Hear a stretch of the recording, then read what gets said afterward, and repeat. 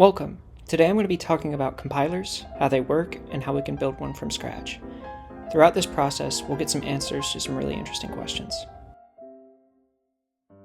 First, how do our computers actually compute? Second, how do programming languages work on the inside? Third, how can we create our own programming languages? And finally, how can we design elegant compilers? Today, I'm going to tackle these questions by examining a couple of virtual machines, along with an in-depth exploration of a compiler I've written over the past few years. Hi, I'm Adam. Nice to meet you. I'm a 22-year-old PhD student at the University of Tennessee. I just finished my master's degree. I started experimenting with my own compilers when I was in high school, and I've been in love with the subject ever since. I write all kinds of software though, like shells, text editors, chess engines, operating systems, cryptography libraries, and more. Check out my website if you want to know more about my endeavors. So, what's a compiler? Simply put, a compiler is a program that transforms source code into machine code. Inside a compiler, we have a few components: the parser, an intermediate representation, and a code generator. The exact problem a compiler solves and the components that constitute a compiler seem pretty complicated, the kind of stuff a wizard in his ivory tower works on. Let me simplify it for you with an analogy.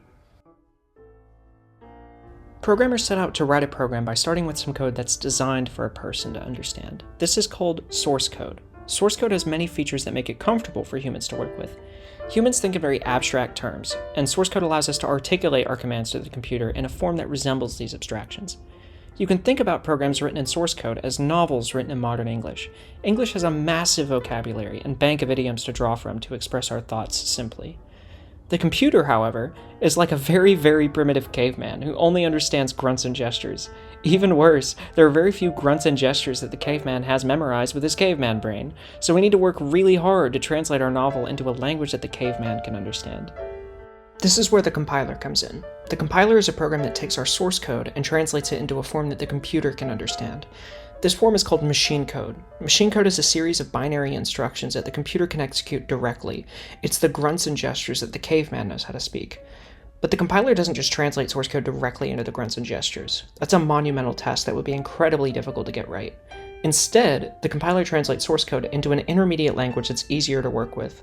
So, for example, the compiler might translate our English novel into Ancient Sumerian, which has a much smaller vocabulary and grammar rules that are easier to understand. Translating Ancient Sumerian into grunts and gestures is simpler than translating English directly. Conveniently, it's also easier to translate English into Ancient Sumerian than to the grunts and gestures. In a compiler, we might go through various stages of translations, each one getting us closer to the grunts and gestures that the computer can understand. So now that we have an overview of what a compiler is, let's first delve into a sample language that we might translate a novel into. Our first caveman's brain only has two lobes. A lobe for containing a list of numbers, and a lobe that's thinking about only one of those numbers in the list at a time. These numbers can only be from 0 to 255, so incrementing a number at 255 makes it wrap to 0, and decrementing a number at 0 makes it wrap to 255. Our caveman can only understand 8 utterances that tell him what to do. A plus sign tells him to increment the current number he's thinking about, and a minus sign tells him to decrement the current number. A left angle bracket tells him to think about the next number to the left, and a right angle bracket tells him to do the same for the right. A dot tells him to say the current number he's thinking about aloud. A comma tells him to replace the number he's thinking about with the next number that you say. A left square bracket tells him to enter a loop of commands while the number he's thinking about is not 0. And finally, a right square bracket marks the end of that loop. So, let's see what our caveman does with an initial brain state and some commands.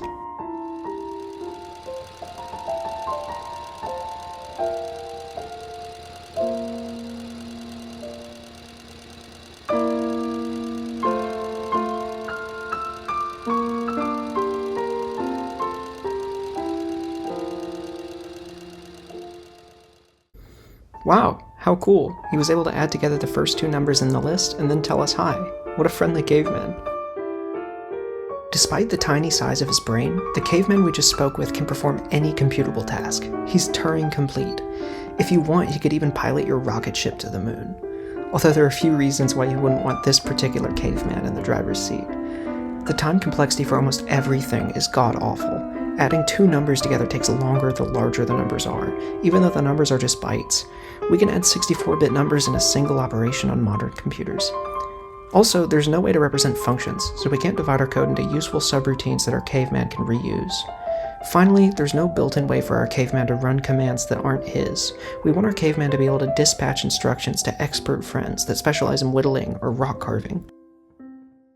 Enter our next caveman. This caveman has a few more lobes in his brain that will help address the drawbacks of the last one we spoke with.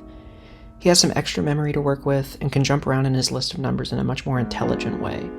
Additionally, he's able to reuse his own instructions and dispatch instructions to other cavemen. Even better, the caveman can perform multiple operations simultaneously in a smaller list of numbers, which makes him a lot faster in certain situations. This is the caveman we'll spend the rest of the video trying to talk to. He's quite charming. The name of this particular caveman I've created is the Sage Virtual Machine. It describes a model of computation that's based on the last model that we discussed. It's a loose superset. It's Turing tape based like the last caveman. It only adds a few more lobes to his brain and a few more utterances. This is all for a great payoff though. This caveman will allow us to write programs that express really high-level concepts, such as generic algebraic data types, pattern matching, polymorphic functions, and more. It's enough to support real software in a straightforward way. I've implemented a shell, a PowerPoint app, and AES encryption plus decryption on top of this virtual machine. This model allows us to write portable, efficient code that runs well on real machines. Now let's take a quick look at the new components of the caveman's brain. First, our caveman's memory has been upgraded to store entire 64-bit numbers instead of just 8-bit numbers. This allows our caveman to perform math operations on a much larger scale with ease. Second, our caveman now has a smaller list of cells called the register, or accumulator. It functions as the caveman's short-term memory, allowing him to hold these temporary values while he's working on a larger problem. Third, we add a lobe to his brain for bookkeeping his movements around the main list of numbers. It allows him to quickly leap around the tape without losing his place. Finally, we add some bookkeeping for function calls, so the caveman doesn't forget where he was when he jumps to a new subroutine. The Sage VM adds some new instructions to the caveman's vocabulary and modifies some existing ones. I'll cover the core ones here. The set instruction allows us to directly set the register cells to some constant values. The move instruction functions a lot like the angle brackets from the last machine. We can move the pointer into the main list of numbers to the left or right by some number of cells. The load and store instructions allow us to read values from memory into the register or write from the register into memory. The deref and refer instructions enhance the caveman's ability to move around the tape. Deref treats the value in the current main memory cell as the new pointer and leaps to that position. Refer does the opposite, undoing the last deref operation. Where, offset, and index allow us to manipulate pointer values in a way that avoids requiring the knowledge of how the caveman is representing the pointer in his head. This way we can interface with existing pointer functions from other cavemen, like malloc and free. We also add some element-wise arithmetic instructions to the caveman's vocabulary. These modify the register values according to the main memory contents. The add, subtract, multiply, and divide instructions allow us to perform simple arithmetic operations on the register values with the main memory cells. The main memory values are left unchanged. The negate instruction negates the values in the register cells. The is non-negative instruction sets each value in the register to 1 if the value is non-negative and 0 otherwise. Finally, we add some control flow instructions to the caveman's vocabulary. The function instruction marks the beginning of a new subroutine. The call instruction jumps to a subroutine. If the first register value is 0, the caveman jumps to the first defined subroutine. If the first register value is 1, the caveman jumps to the second defined subroutine, and so on. The return instruction jumps back to the last place the caveman was before he jumped to the current subroutine. The while instruction functions identically to the left square bracket from the last machine, allowing the caveman to loop over a block of code while the register values are non-zero. The if and else instructions allow the caveman to make one-time decisions about which block of code to execute. And finally, the end instruction marks the end of a block of code. Some of the other instructions are omitted for brevity. This includes instructions for bitwise arithmetic, Boolean logic, along with some floating point instructions, which have nearly identical functionality to the integer instructions. Now let's see our caveman do some work.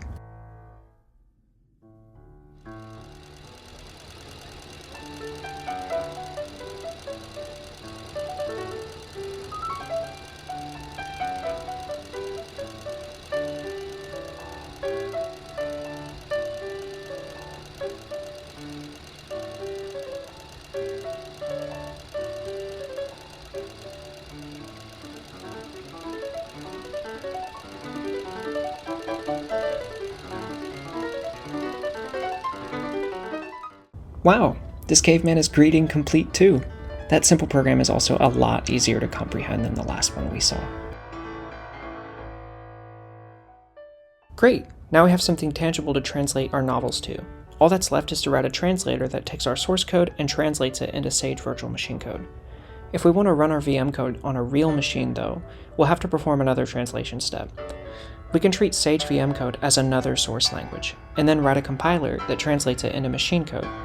That's very simple, however, because the Sage VM doesn't have all the abstraction that makes translation difficult. Let's look at an example of how we might translate some Sage VM code into a real computer's machine code, the x86-64 instruction set. Here we see two equivalent programs, one in Sage VM code and one in x86-64 assembly. The x86-64 assembly is a bit more verbose, but it's still pretty easy to understand. For each Sage instruction, there are only 3 to 5 corresponding x86-64 instructions. That's not too bad. As we discussed previously, it's difficult to translate source code directly into a low-level target language. Instead, we translate to an intermediate language before even compiling to Sage VM code. This intermediate language is called Sage Assembly, or Sage IR, short for Sage Intermediate Representation. First, our parser reads in the source code. Then we go through some translation steps to lower to Sage IR and then to Sage VM code. Finally, we can lower Sage VM code to our desired target language, such as x86-64 assembly.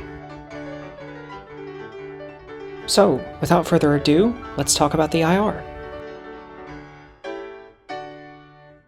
The IR is still very simple, but it adds a cave full of features that make it easier for us modern humans to speak. This way, we'll have a much easier time translating our source code to it. The IR adds tons of new features on top of our virtual machine. Now we have access to global variables that we can use throughout the entire program. Allocating the memory on the tape is done for us by the IR. We also have access to a stack for pushing and popping our function arguments and local variables. Additionally, we have a frame pointer that helps us manage our stack frames for the functions we define.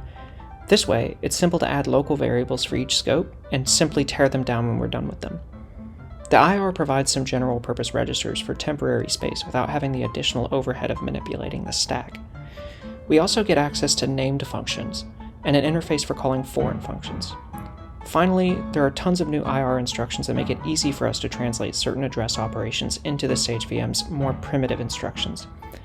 Now we can use instructions like let effective address to easily calculate the address of our local variables. Now let's see an example of how our IR gets transformed into Sage VM code. As you can see, the resulting code is pretty obfuscated. It's not straightforward to see what's going on. This tells us that the IR is doing a lot of work for us. Another interesting property is that it's really hard to reverse engineer what our code is doing, making this a great platform for writing obfuscated machine code. Our new abstractions are represented by mapping user-available and internal registers at special locations on the tape. Whenever we perform stack instructions or access global variables, we're actually secretly manipulating the tape in a manner that's abstracted away from us. Now that we finally have something that's straightforward to map a high-level language to, we can start compiling some source code. Let's take a look at some sample front-end code written in the Sage source language. Wow, that's some abstract code. Here we show a program that implements a simple nullable type named option with an unwrap method that throws an error if the value is nothing, or else retrieves the value inside. We use this in our main function to define an option that contains a number 5, and then unwrap it and print the value. On the right, we can see the corresponding Sage IR that's generated for the program. It's more verbose than our input program, but it's so much easier to understand than the Sage VM code. We can see how our functions instantiate our variables on the stack by pushing them, and how it performs our unwrap and print operations by doing the appropriate if statements and IO operations. Now let's examine the compilation process for some example programs. First, let's look at a simple variable declaration. Here we declare a function test that just declares a variable x as 5 and prints out its value.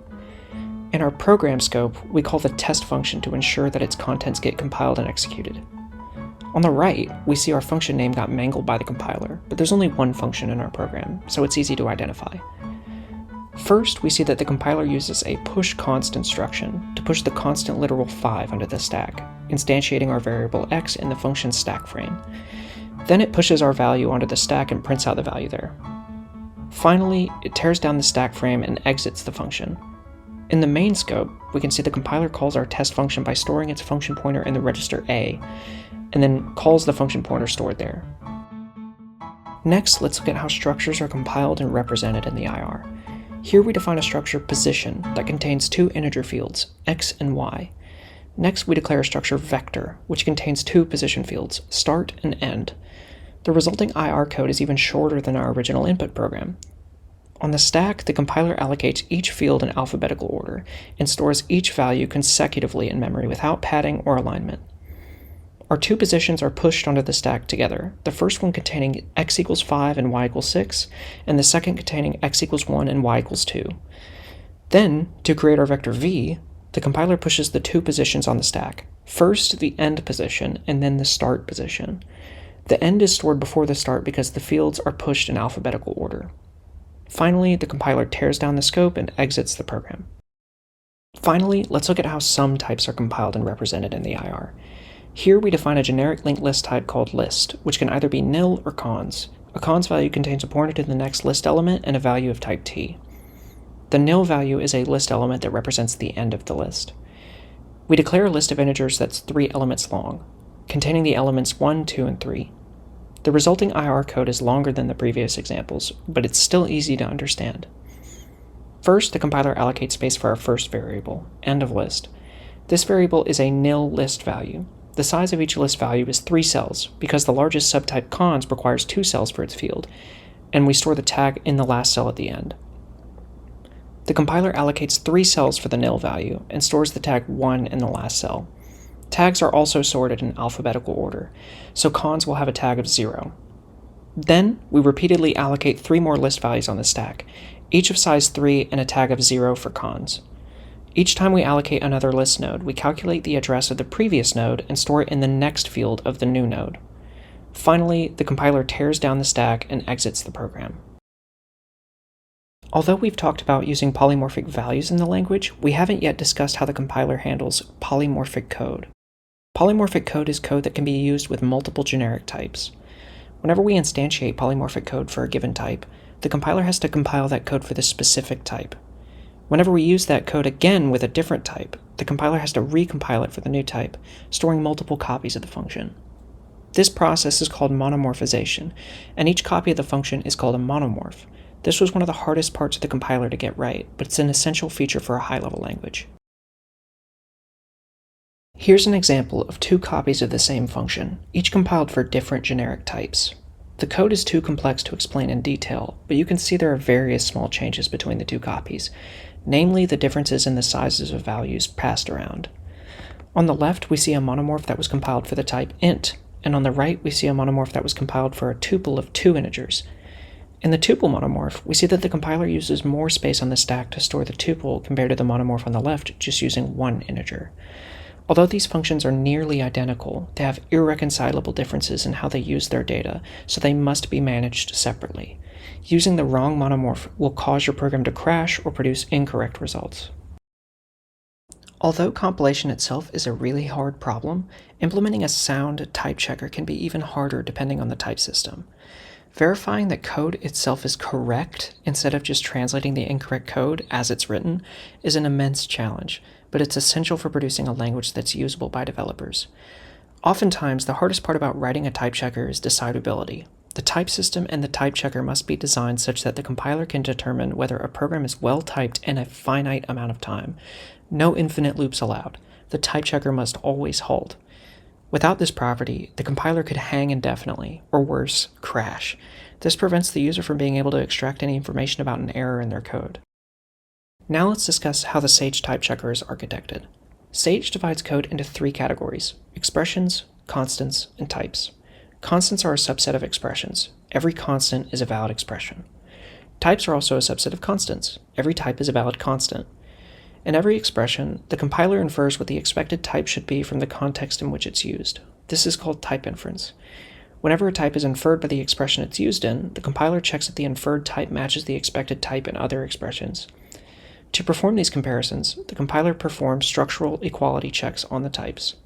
This means that the compiler checks that the types are identical in structure, not just that they have the same name. Two types with different names but the same structure are considered equal. Now that we've written our compiler and type checker, we can start writing some real programs. Let's see what we can do with our new language. First, a demonstration of a couple of real-world programs written in Sage. Here we see an operating system with its entire user space written in Sage. The operating system boots to a shell implemented using the Sage source language and compiled for the RISC-V architecture. We use the shell to boot up another Sage program, a PowerPoint app which delivers a presentation about the operating system's structure and implementation. Then the PowerPoint finishes, and we return to the shell to run some more commands and navigate the file system. Because the Sage VM is so simple, it's really easy to get it working in the web. Here I've set up a Sage compiler and VM that runs entirely in the browser, hosted statically on GitHub pages. Using the web interface, you can see the various stages of compilation and execute the compiled code. The compiler also uses a VM backend with JavaScript interop, so you can call supported JavaScript functions like eval from your Sage code. I've prepared a few examples in the web demo. First, we have a simple hello world, then a factorial program. Next, a hash map implementation written from scratch. Additionally, we have a couple of examples that use the JavaScript interop to create a canvas on the page and draw some neat shapes. Finally, I show an implementation of AES encryption and decryption compiling and executing in the browser.